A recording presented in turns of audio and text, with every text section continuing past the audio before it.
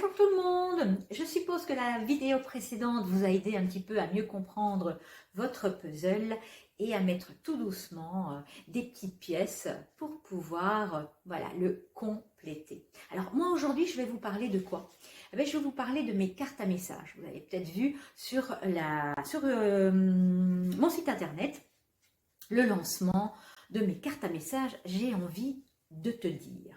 Alors c'est vrai que si vous avez lu la petite histoire, c'est qu'en fait c'est le constat de ce que mes clientes souhaitent, demandent, soit à entendre ou à vouloir lancer des petites pistes de réflexion à leurs proches, mais elles ne savent pas toujours comment, parce qu'elles voient leurs proches souffrir, ou parfois elles ont envie voilà, de lancer un message pour que la personne puisse grandir ou autre. Mais parfois, c'est pas toujours facile. Parfois, on peut être maladroit, on ne sait pas très bien comment l'exprimer. Et voilà, donc moi, dans ces cartes à messages, il y a 10 thèmes.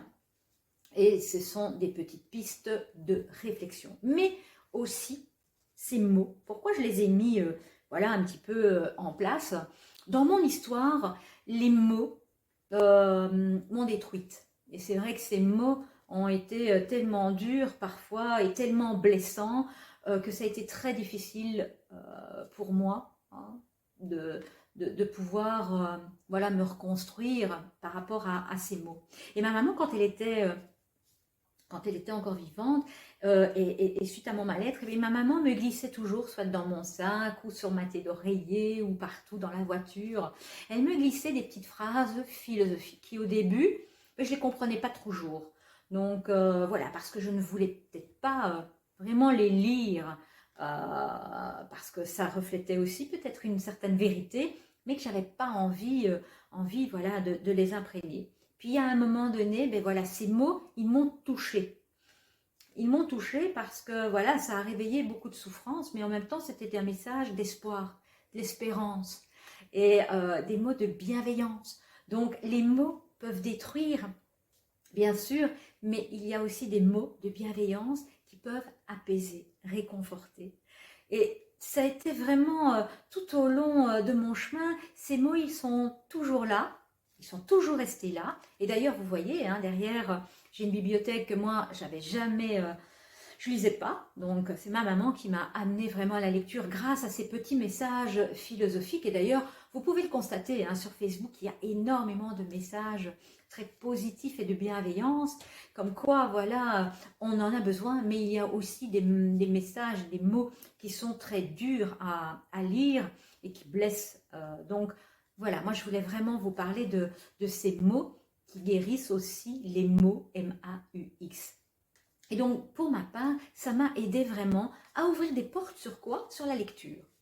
Puisque je parlais de bibliothèque. Et la lecture, ben, c'est quelque chose que moi, je n'aimais pas. Je n'aimais pas de lire du tout. Et ça m'a permis de dire, ben, tiens, pour être un peu moins ignorante, puisque je l'étais, je le reconnais avant, eh bien, j'ai osé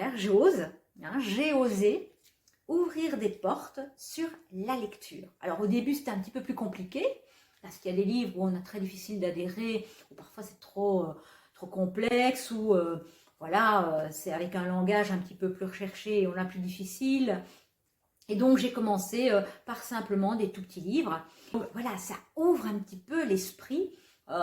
Donc quand je parle d'ignorance, c'est vrai que ça empêche un peu la compréhension. Donc c'est comme pour tout, à partir du moment où on a besoin de savoir, de connaître, on porte moins de jugement parce qu'il y a une certaine compréhension.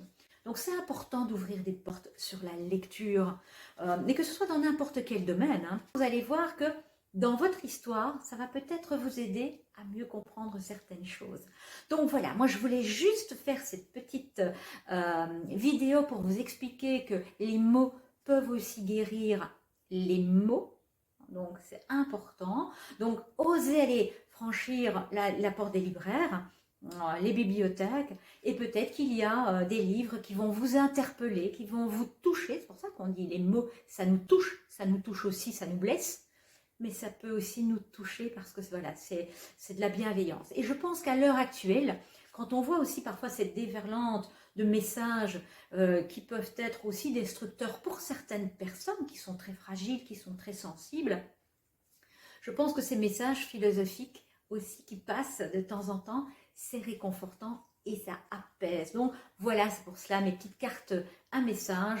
Eh bien, c'est aussi pour donner un petit coup de pouce, une petite piste de réflexion à des personnes qui, voilà, parfois ont très difficile aussi de pouvoir les entendre. Voilà, moi je vous souhaite une bonne semaine et puis on se retrouve pour la prochaine capsule vidéo. N'hésitez pas à partager, à me suivre et à très bientôt.